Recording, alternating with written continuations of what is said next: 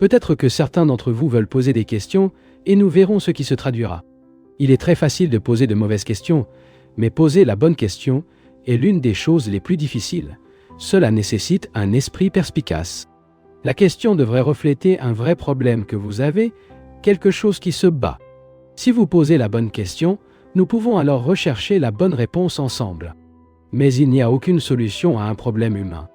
Les problèmes mécaniques ont une solution. Lorsqu'une voiture dérange, un moteur échoue, il existe une solution mécanique à un tel problème, tandis que la plupart de nos problèmes sont insoluables. Cependant, malheureusement, lorsque nous avons un problème, nous voulons presque toujours une solution. Je veux dire, nous voulons échapper au problème et nous posons donc une question. Si vous voulez simplement échapper à votre problème, quoi qu'il en soit, ne posez aucune question. Mais si vous voulez vraiment comprendre un problème psychologique humain, dans ce cas, nous pouvons étudier ensemble leurs subtilités et leurs variations, leurs nuances et leur complexité. Dans l'exploration du problème, commencerons à comprendre le problème. Et c'est le seul moyen de le résoudre. Je crains que vous ayez rendu difficile de poser une question. Ce n'était pas mon intention. Mais afin d'explorer réellement un problème humain, nous devons nous rencontrer simultanément au même niveau. C'est après tout ce que l'on peut appeler l'amour. Certes, il n'y a de l'amour que lorsque vous vous trouvez les uns avec les autres à la même époque au même niveau. C'est à ce moment que vous rencontrez une personne totalement et complètement. Pour explorer nos problèmes humains, nous devons nous retrouver psychologiquement de cette manière.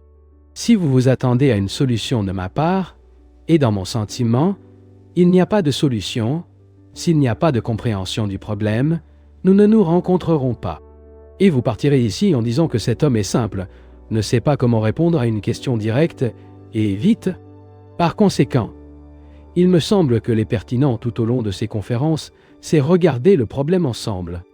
Mais cela ne signifie pas être d'accord ou en désaccord.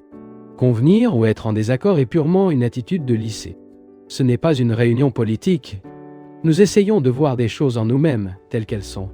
Et cela nécessite l'observation et le non-accumulation, ou le désaccord. Question. Comment l'exploitation mentale d'un problème peut-elle produire une compréhension non basée sur le fonctionnement intellectuel? Réponse. Voyons ce que nous entendons par exploitation et ce que nous entendons par compréhension. L'exploitation mentale produira-t-elle une compréhension? Veuillez ne pas être d'accord ou en désaccord. Nous examinons la question. L'échange d'idées, d'opinions et de formules, cela peut-il apporter une compréhension? Qu'entend-on par compréhension? Comment existe-t-il l'état de compréhension? Avec un examen rapide, nous pouvons donc nous retrouver. Dans l'état de compréhension, il n'y a sûrement aucune barrière entre le fait et vous-même.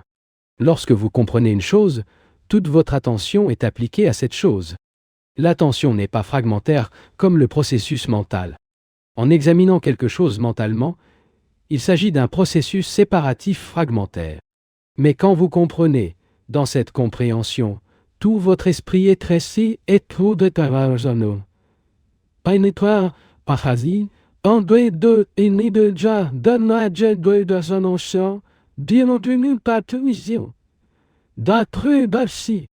Toutes vos émotions, votre corps, tout votre être, c'est calme. Et dans cette immobilité, tu dis « Oh, je comprends ». La compréhension, bien sûr, ne peut pas résulter d'une fragmentation. Et, presque tous, pensons de manière fragmentaire. Toutes nos relations dans la vie sont fragmentaires.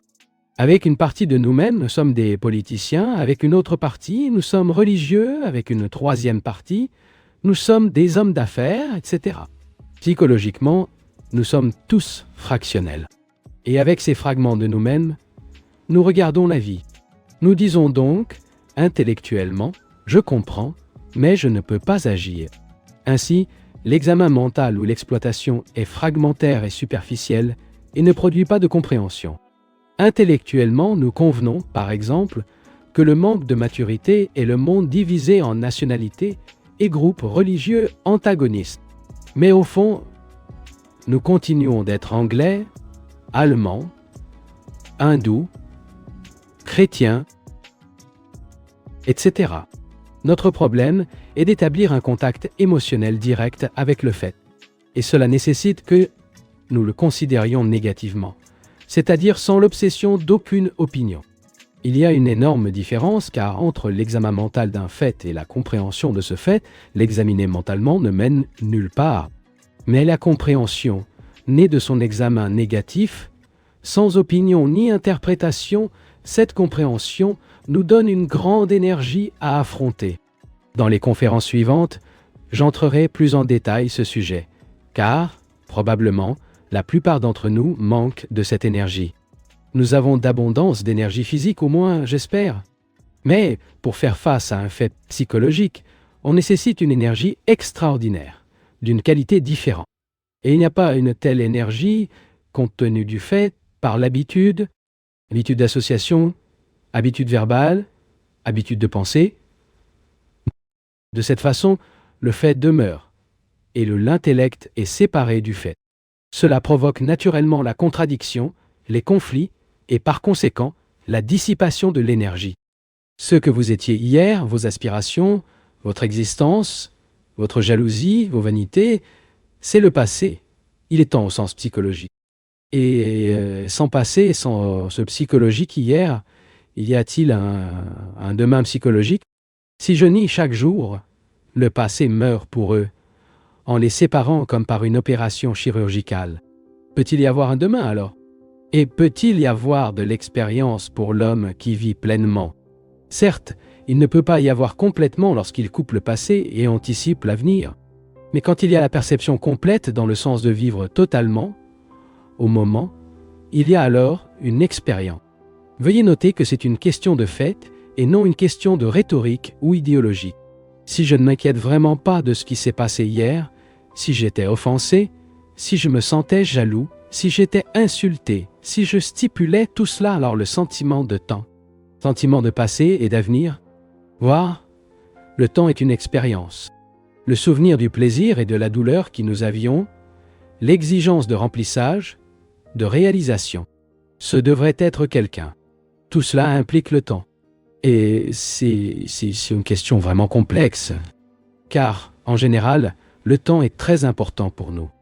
Je ne me réfère pas au temps chronologique, le temps mesuré par l'horloge, mais à la structure temporelle créée par la psyché, par pensée, et cela suggère le problème concernant la culture de la mémoire. Comme le suggère ce chevalier, il y a tendance à avoir du temps tant qu'il y a un centre d'où nous avons vécu. Tant qu'il y a ce centre, un centre conditionné qui réagit à chaque défi, conscient ou inconscient, il ne peut y avoir de moment de création. Qu'il s'agisse d'un musicien, d'un peintre, d'un scientifique, d'un produit chimique ou d'une personne simple, sans compétence spéciale, je ne sais pas si vous avez jamais observé vous-même cette chose extraordinaire. Lorsque l'esprit est complètement silencieux, quand la réflexion a cessé complètement, quand il n'y a plus de mouvement et de venue contemplation du passé ou du futur, à ce moment de l'immobilité, c'est quelque chose de complètement nouveau. Mais cette nouvelle ne doit pas être reconnue comme nouvelle. Depuis reconnaître la nouvelle, il est devenu le vieil homme. Ce n'est plus le nouveau. En ce moment, la personne doit rester. Pour rester, ce mot est inadéquat. La personne doit être, sans revenir ou sauter en avant, sans aucune idée du temps. Essayez-le une fois. Eh bien, essayez d'être un mot très approprié non plus. Essayez implique le temps intermédiaire. Et c'est absurde. Il n'y a rien à essayer, car il n'y a pas de temps intermédiaire. Soit nous avons le nouveau, soit nous n'en avons pas le nouveau. Et le nouveau est présent avec une vitalité extraordinaire et une puissance étonnante. Dans la compréhension de l'ensemble du processus d'expérience, de connaissance et de recherche, j'espère que vous vous efforcez autant que moi. Question. Cette énergie de parler est-elle limitée par la santé physique? Réponse. En partie, mais pas entièrement. Bien sûr, la santé physique est nécessaire. S'il subit constamment une douleur tortueuse, son énergie se dissipe avec elle. Homès, connaître la douleur, peut savoir se dissocier d'elle, ne pas s'enfuir, mais l'obtenir complètement. En ce qui concerne la douleur, nous augmentons et nourrissons la douleur. Hébéro, tout ce matin. Résister, sans souhaiter le répéter. Ainsi, le Ribeiro, avec son murmure et sa beauté, et son propre discours, fait partie de cette perception avec laquelle nous avons affaire. Question. Que diriez-vous de nos responsabilités et erreurs d'hier? Réponse. Nous avons tous certaines responsabilités, et il y a aussi des erreurs d'hier. Mais pourquoi transporter ces erreurs aujourd'hui? C'est l'une des questions. Et qu'entend-on par responsabilité? C'est horrible pour nous de nous sentir responsables. S'il vous plaît, ne me comprenez pas mal. Je ne dis pas que cela doit devenir irresponsable. Je n'ai pas affaire à l'irresponsabilité. Faire cela serait une chose confortable, un moyen d'échapper aux problèmes. Vous sentez-vous responsable lorsque vous aimez quelqu'un? Question. Quand nous avons des enfants, nous nous en sentons responsables? Réponse. Premièrement, nous cherchons à comprendre ce que l'on entend par responsabilité. Ne dis pas immédiatement « Ne devrais-je pas me sentir responsable avec mes enfants ?»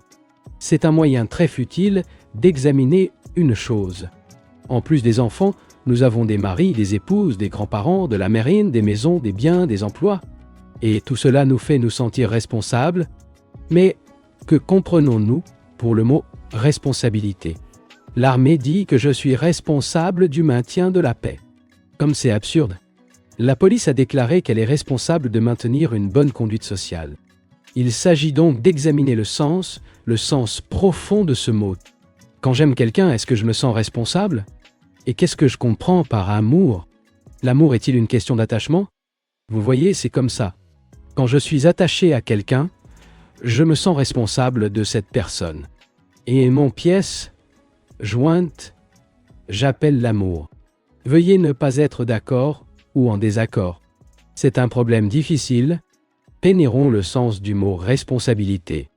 Je pense que nous employons des mots tels que l'amour et la responsabilité en aucun amour que nous n'avons. Êtes-vous silencieux? Interprétation. Nous essayons de vous comprendre. Krishnamurti. Non, monsieur. Ne pas essayer de comprendre. Je dis juste regardez-vous, qu'il pénètre pour que toutes ces choses vous soient révélées. Eh bien, continuons avec le mot responsabilité, ce qui est tellement le poids pour nous tous. Nous disons que je dois sortir tous les jours pour le travail, que cela vous plaise ou non, car j'ai une famille à garder, et c'est à moi la responsabilité de gagner de l'argent. Il est de ma responsabilité d'éduquer mes enfants. Ou c'est ma responsabilité d'être un bon citoyen et de devenir soldat. Et ainsi de suite. Pourquoi nous sentons-nous responsables? Quand employons-nous ce mot? Interprétation. Quand on se donne le soi, Krishnamurti, il vous permet de suggérer, regardez-vous. Quand utilise-t-il le mot responsabilité? Interprétation. Quand il y a le sentiment d'obligation. Krishnamurti, oui monsieur, sentiment d'obligation. Sentant que vous êtes obligé, que vous devez faire quelque chose, allez au-delà du mot et regardez le sentiment. Regardez-le comme un père, en tant que frère, en tant que mari, comme sa femme. Certes, il ne parle que de responsabilité. Combien pensez-vous de faire une certaine chose? Il dit que c'est votre devoir. Tout dépend de vous, et ainsi de suite. Eh bien, une personne peut-elle vivre dans ce monde sans le sentiment de responsabilité? C'est-à-dire sans le sentiment que ce qui fait est un fardeau? Vous voyez, monsieur, je suis venu ici ce matin pour vous le dire. Je ne pensais pas que c'était une charge, une responsabilité. Je ne me disais pas que j'avais l'obligation de faire, car tant de gens sont venus m'écouter. Je n'ai pas le devoir de parler. Je ne le ferai pas sur cette base. Ce serait extrêmement ennuyeux. Je n'utilise jamais la phrase « Je suis responsable ». Elle est horrible. Ce que je fais parce que j'aime le faire. Cela ne signifie pas que j'extrais de la satisfaction ou que je me remplisse. Tout cela est complètement mature et enfantin. Mais quand la personne aime, alors les mots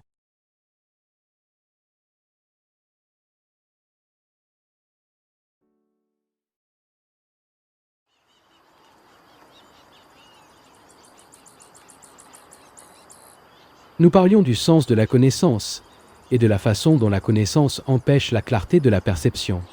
Nous avons examiné cette question plus ou moins profondément. Et ce matin, je veux parler de vertu. Pour enquêter sur cette question, il est nécessaire de considérer l'influence de la société, la signification sociale de la vertu et de l'autorité, ainsi que l'état de solitude. Tous ces facteurs sont présents dans le mot vertu. Premièrement, nous avons la question de l'influence sociale. Comment nous sommes façonnés par la structure sociologique et psychologique de la société. La façon dont nous pensons, la façon dont nous agissons, notre sens des responsabilités, si je peux utiliser ce mot, dont nous avons parlé d'un autre jour. Tout cela est le résultat d'une influence sociale. Psychologiquement, nous ne sommes pas séparés de la société. Nos relations, nos pensées résultent de notre conditionnement, qui est déterminé par la structure psychologique de la société. Bien que nous soyons éduqués dans les écoles et nous obtenons une certaine partie des connaissances techniques dans diverses spécialités, en règle générale, nous sommes à la merci de la société. C'est que le personnage nous façonne. Nos idées religieuses sont conditionnées par la société, par la culture dans laquelle nous sommes nés. L'influence de la société façonne tout notre être. Nous sommes catholiques, protestants, juifs, hindous, ceci ou cela avec l'ensemble correspondant de dogmes, de croyances et de superstitions. Dans ce modèle, nous cultivons ce que nous appelons nos propres valeurs. Mais là, nous sommes également influencés, consciemment ou inconsciemment, par une multitude de choses. Pour le régime, l'ambiance dans laquelle nous vivons, pour les vêtements, les journaux, les magazines et les livres que nous lisons, pour la radio et la télévision. Si nous ne comprenons pas toutes ces influences pénétrantes et continues, si nous n'en sommes pas conscients, la vertu perd son sens. Lorsqu'il n'y a pas de compréhension de l'influence, nous suivons purement un modèle qui est devenu respectable. Et la respectabilité n'est pas vertu. Au contraire, la respectabilité est une chose horrible, et rien, absolument, n'a en commun avec ce que l'on peut appeler la vertu et que, plus tard, j'examinerai. Ainsi, si nous voulons vraiment comprendre la solidité extraordinaire, la vitalité et la force de la vertu, nous avons tout d'abord être conscients de l'influence, non seulement de l'influence que nous recevons consciemment, mais aussi de l'influence inconsciente, pour laquelle nous sommes ordinaires, nous sommes si réceptifs, et qu'il est beaucoup plus difficile à comprendre. Eh bien, est-il vraiment possible d'être exempt d'influence? L'influence de notre femme ou de notre mari, de nos enfants, de la société et de tout ce qui nous entoure. Est-il possible d'être exempt de cette influence exercée chaque heure sous forme de publicité par des journaux et des livres? Si nous disons qu'il est impossible d'en être libéré, auquel cas l'affaire est fermée. Il n'est pas nécessaire de continuer à enquêter. Et la vertu devient une simple imitation, un ajustement à une norme. Société, avec son code d'éthique, ses responsabilités, ses valeurs traditionnelles, oblige l'individu à s'adapter à la norme établie. Et cet ajustement appelle à la moralité. Immorale est la personne qui s'écarte de la norme. Mais bien sûr, nous devons être totalement exempts de la norme. Nous sommes complètement libérés de la structure psychologique de la société. Cela signifie que nous devons percevoir toute cette structure en nous-mêmes, à la fois dans l'esprit conscient et inconscient. Et il est très difficile d'être conscient de notre conditionnement inconscient. Consciemment, nous pouvons rejeter la structure morale de la société, et il y a beaucoup de gens qui le font. Ils secouent les épaules et la mettent de côté. Mais l'influence de la société ne se limite pas au siècle actuel. Il comprend également l'immense passé, toute sa propagande, sa tradition, et ce modèle est profond et fermement basé sur l'inconscient. Et pour être plein du modèle inconscient, une certaine qualité de déni nécessite. J'espère que non, soyez juste à écouter des mots et à être d'accord ou en désaccord, mais en réalité pour voir comment vous pouvez vous pénétrer la profondeur, votre inconscient. Ces réunions seront totalement inutiles et aucune signification n'aura à écouter sporadiquement certaines conférences et à sortir d'ici. Et ne dis pas « je ne peux pas le faire ». Personne ne fera pour vous. Chacun doit travailler sur sa propre transformation. L'inconscient est le dépôt caché du passé individuel et collectif. C'est le référentiel de siècles de propagande de toute expérience et connaissance des traditions et complexité de la race. Maintenant, aussi ingénieux que vous soyez, afin que l'analyste soit, l'esprit conscient ne peut pas aborder l'inconscient par analyse. Par analyse, la surface de l'inconscient ne peut être rayée que. Il n'est pas possible de l'approfondir. Comme ils admettent déjà les analystes et les psychologues aujourd'hui, l'esprit conscient a été éduqué et formé dans une certaine direction. Connaissances acquises, technicien dans certaines spécialités, afin que la personne puisse gagner sa vie. C'est ce qu'on appelle l'accès positif à la vie. Mais dans cette façon, il n'est pas possible d'approcher l'inconscient. J'espère que cela m'exprime clairement. Sinon, vous pouvez me poser des questions plus tard pour examiner davantage la question. L'inconscient, qui est caché, a tendance à être considéré comme négativement. Comprenez-vous ce que je veux dire avec un accès négatif et un accès positif? Lorsque nous avons un problème, la plupart d'entre nous s'y posent positivement. Cela signifie que nous cherchons à modifier ce qu'il est, selon une certaine norme. Comme nous sommes des gens positifs, notre façon de considérer l'inconscient est également positive. En fait, nous ne sommes pas des gens absolument positifs, parce que notre méthode positive est une réaction au négatif. J'espère que vous comprenez. Être conscient de quelque chose négativement, comme remuer ce rideau ou le murmure de ce ruisseau, c'est le regarder et l'écouter sans résistance, sans condamnation, sans rejet. De même, il est possible de nous trouver de la totalité de l'inconscient. Et c'est une perception négative. Mais cet état de déni n'est pas l'opposé du positif. Rien n'a à voir avec le positif, car ce n'est pas une réaction. Si vous voulez comprendre une chose, votre esprit doit être dans un état de déni. Et elle n'est pas dans un état de déni lorsqu'elle rejette ou condamne ce qu'elle voit. L'état de déni ne signifie pas être vide. Au contraire, nous sommes consacrés à tout. Nous voyons et entendons avec la totalité de notre être. Et cela signifie qu'il n'y a pas de résistance. Il n'y a pas de rejet, pas de comparaison, pas de jugement. Et je pense qu'il est possible d'écouter de cette manière à toutes les réactions de l'inconscient. Ceci est négativement conscient de l'inconscient. Si vous pouvez le faire, et c'est une vérité, la seule façon de se rapprocher de l'inconscient, alors l'inconscient sera totalement et immédiatement, naturellement, peut procéder à étapes, analysant dans chaque condition de conditionnement, chaque tradition, chaque valeur, en ce qui concerne la surface, étant un travail extrêmement prolongé et ennuyeux. Et de cette façon, votre examen ne sera jamais total. Maintenant, grâce à cette perception négative ou non discriminatrice, vous pouvez complètement pénétrer le conditionnement de l'inconscient. Son conditionnement de la nationalité, les valeurs traditionnelles, l'héritage racial, le conditionnement imposé par la société. Vous pouvez pénétrer tout cela immédiatement et commencer alors ensuite, pour comprendre le sens. La plupart d'entre nous ont divisé l'influence en bien et en mauvais. Nous pensons que l'influence est bonne et qu'il est correct d'avoir une bonne influence.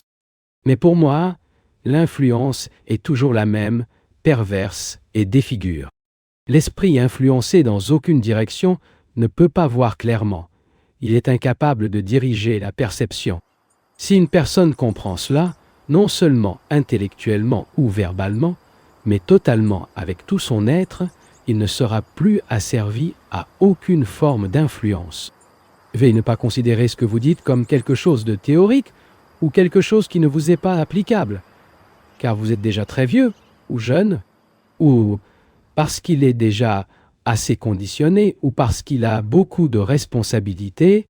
Tout cela est un pur contraste et une simple évasion vers le fait qu'il ne veut pas vraiment comprendre, dans son intégralité, le processus d'influence. Et il est très important de comprendre le processus d'influence. Quelle est l'influence qui nous fait nous adapter à la moralité respectable, qui repose sur l'autorité d'une tradition, dans l'autorité de la société, dans l'autorité d'une position? Et de cette manière, l'autorité devient prédominante dans nos vies. La société a besoin d'obéissance. L'obéissance qu'une mère attend de son fils, et parce que nous sommes des esclaves pour influencer, nous acceptons instinctivement l'autorité de la société, l'autorité du prêtre, l'autorité du symbole, l'autorité de la tradition. Dans des cas tels que le maintien de la route, le paiement des impôts, etc., nous devons naturellement accepter l'autorité de la loi. Mais ce n'est pas à cet égard que nous parlons. Nous faisons face à l'impulsion psychologique d'obéir, ce qui implique l'esclavage à l'influence. Je ne fais pas seulement un discours à entendre. Nous faisons une certaine chose ensemble. Au moins j'espère que nous le faisons ensemble, ce qui examine toute la question de la vertu. Si nous comprenons correctement la vertu, il libère une énorme vitalité.